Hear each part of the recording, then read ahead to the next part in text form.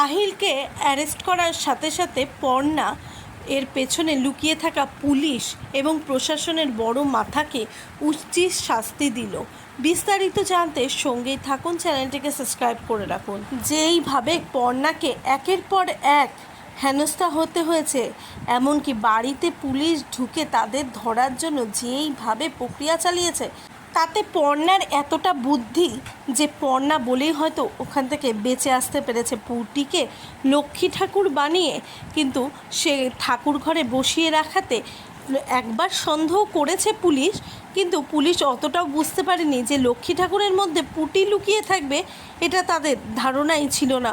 ওইদিকে কাগজগুলিও লোপাট করে সরিয়ে দেয় পর্ণা, কিন্তু এরই মাঝখানে যখন পুলিশ চলে যায়, তারপরে সেই কাগজগুলিকে নিয়ে এসে খুঁজতে খুঁজতে পর্ণা কিন্তু আসল যেই এফআইআরের কাগজটা ছিঁড়ে ফেলে, সেটাকে জোড়া লাগিয়ে এফআইআরের কাগজটা হাতে পেয়ে যায়।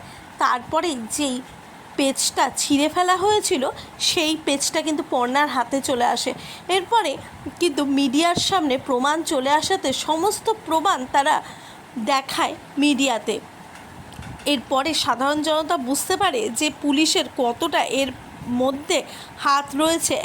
আহির মানে আকাশদীপ ভৌমিকের ছেলেকে লুকাবার জন্য, যে সে এত বড় একটা কাজ করেও পার পেয়ে যেতে পারে না, সেটা কিন্তু জনতা এবারে বুঝতে পেরে গেছে। পর্ণার মতন যদি এমন মানুষ থাকে, এরপরে সাধারণ জনতা এবং পর্ণা যখনই সকলকে মানে সকল পুলিশকে ছেঁকে ধরে, তখনই কিন্তু আস্তে আস্তে ওপরের মাথাগুলিও মানে প্রশাসনের ওপরের মাথাগুলিও এক এক করে বেরিয়ে আসে। আর তার মধ্যে কিন্তু ঈশা হালদার, এমনকি সুকুমার হালদারের নামও বেরিয়ে আসে। তাহলে শেষমেশ উচিত শিক্ষা দেবে পর্ণা? হ্যাঁ, এমনটাই হতে চলেছে। এদেরও কিন্তু লকআপে পুরবে পর্ণা। কি হতে চলেছে সেটি জানতে গেলে চোখ রাখতে হবে জি বাংলার পর্দায়। আর আপনারাও কি চান উচিত শাস্তি হোক ঈশা আর সুকুমার হালদারের? দিনের পর দিন যে তারা এতটা অন্যায় করে যাচ্ছে, প্লিজ আপনারা আপনাদের মতামত অবশ্যই কমেন্ট বক্সে কমেন্ট করে জানান।